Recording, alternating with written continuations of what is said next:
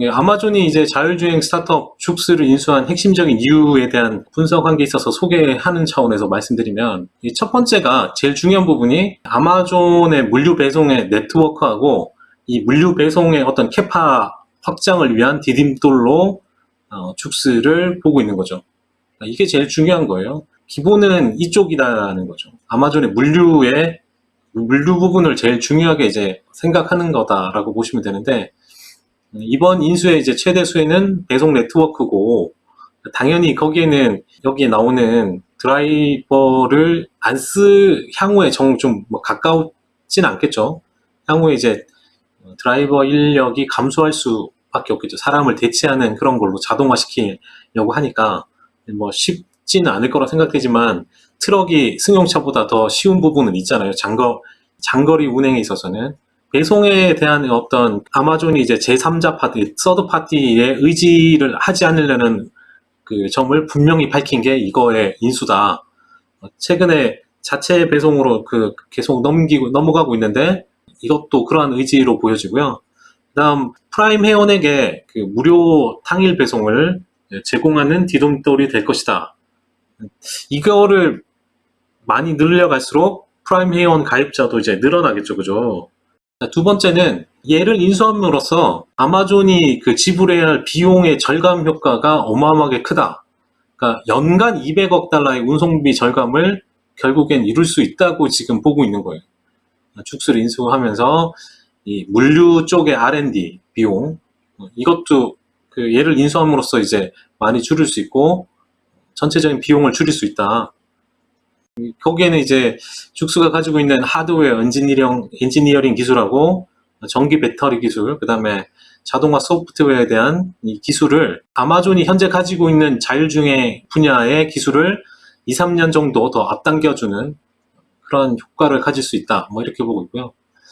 그 다음에 자율주행 운송 시장의 이제 카운트 밸런스, 그러니까 중간에 뭐 지금 현재 우버나 뭐 테슬라나 다른 업체들이 이제 이런 쪽 그 로보택시나 뭐 자율주행 관련 운송 시장 쪽으로 진출을 하고 있는데, 이게 걔네들이 제일 앞서가고 있는데 어떤 밸런스 역할, 카운트 밸런스 균형의 역할을 할 수도 있다. 뭐 이렇게 보면 될 것 같고, 앞서도 말했지만 이 타사 물류 네트워크를 사용하는 거, 이러한 부분을 대체하는 거, 그렇게 대체시키면서 자연적으로 이제 아마존이 전체적인 물류 시장을 잡는 거죠. 세 번째는 얘를 인수한 거는 향후에 더 큰 거래가 있을 수 있다. 이쪽을 계속 투자를 하기 때문에 여기에 관련 분야를 더 이제 적극적으로 이제 인수를 통해서 키워나갈 수 있다는 거죠. 10억 달러인데 이렇게 규모가 아마존이 큰 그 홀푸드 빼고는 큰 거래를 그렇게까지 하진 않았어요. 그래서 이번 규모가 이제 두 번째라고 규모라고 하니까 생각보다 M&A를 이렇게 거대 큰 거를 막 비싸게 주고 사서 더 크게 키우는 그런 건 아직까지 하진 않은 것 같고요. 자기들이 필요한 것만 이렇게 M&A를 잘해서 실적 달성에 도움이 됐는데, 계속적으로 그렇게 해갈 가능성이 있고 죽스보다 더 큰 규모의 M&A를 할 가능성을 보고 있는 거죠. 특히 아마존의 그 M&A에 대한 그 원칙 같은 게 있어요. 이 회사를 인수하면 그쪽 경영진은 그냥 그대로 두면서 독립 경영을 시키고, 또 아마존하고의 어떤 그 시너지가 확실한 아마존 실적에 도움이 되는 것만 인수를 하지, 그거 아닌 거는 전혀 미래의 어떤 성장성만 보고 인수하는 경우는 거의 없다. 그래서 그렇게 보면 좋을 것 같고요. 네 번째는 아마존의 이제 야망, 자동차 산업 쪽하고 음식 배달 쪽 이야기를 하고 있는데, 이 죽스를 인수함으로써 제프 베조스가 계속적으로 그 자동차 산업에 대한 관심 표명을 했는데 이게 더 높아진 것을 확인했다. 이런 쪽으로 이제 해석을 하고 있고, 그 다음에 자동차 산업의 혁신에 대해서 참여할 공간이 있다고 이제 언급하면서 very excited라고 이렇게 이야기를 했거든요. 자율주행 스타트업 오로라, 그 다음에 전기차 제조업체 이제 리비안을 에 대한 후속 투자로 이제 이걸 인수했는데 계속적인 투자가 일어날 가능성이 있는 거고, 좀 처음에도 말했지만 이 프라임 회원을 위한 만약에 자율주행 승차 서비스가 된다면 프라임 가입자 모집에 성장 동력이 된다는 거죠. 할인을 해줄 거니까 프라임을 하게 되면 그런 쪽으로 이제 생태계를 같이 키워나가는 그렇게 보고 있는 거고요.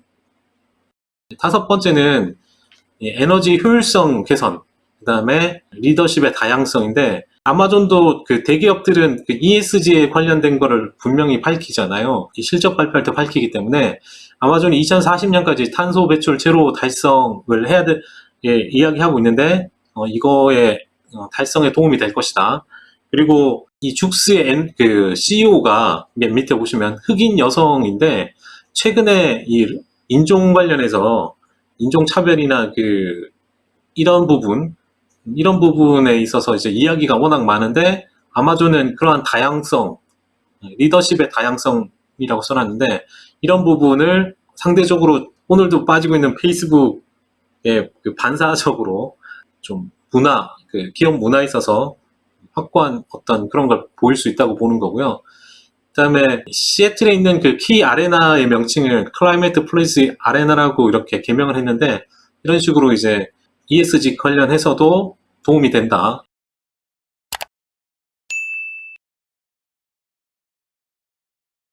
켄쇼 ETF를 사야 되는 뭐 이런 이유 있어요. 이유가 현재의 세상은 한마디로 리셋됐다. 그러니까 세상이 리셋됐다고 이제 보고 있는 건데요. 그러니까 우리가 알고 있는 삶은 영원히 변했다. 과거로 되돌아가지 못한다. 뭐 이런 거죠. 이 새로운 환경에 혁신적인 기업이 적응하고 번성할 수 있는 기회를 제공을 했죠, 벌써. 그래서 주가가 그렇게 올랐고, 이 투자의 핵심인 수익이 안정적으로 창출될 수 있는 영역과 아닌 것의 차이가 커진다는 이야기도 계속 해왔던 이야기예요. 그러니까 이런 첫 번째와 두 번째 이야기, 그리고 이러한 그 추세가 계속 일부 강화되는 거죠. 이런 게 이제 어떤 투자의 세계에 있어서 완전히 변화된 모습으로 보고 있는 겁니다. 그러면은 처음에 말했던 이 혁신, 이노베이션 관련해서 이 기술 트렌드를 가속화시킬 가능성이 팬데믹으로 인해서 높아졌고요. 이러한 거는 경제가 재개되더라도 향후 몇 년간 계속 될 것으로 보고 있는데 이 팩트셋 그 데이터에 따르면은 소프트웨어 및 서비스, 그러니까 결국엔 또 소프트웨어예요. 이 소프트웨어 쪽이 향후 3년에서 5년간 연 18% 성장률을 볼 것으로 예상하고 있고, 그 다음 보이는 쪽이 이제 바이오 쪽이죠. 생명공학 쪽에 연 19% 성장할 것으로 보는데 S&P 500의 한 2배 정도 이러는 거죠. 그 마지막은 사이버 보안 기업까지 이야기하고 있습니다. 그러니까 이러한 게 한 3에서 5년간 계속 지속은 될 거다.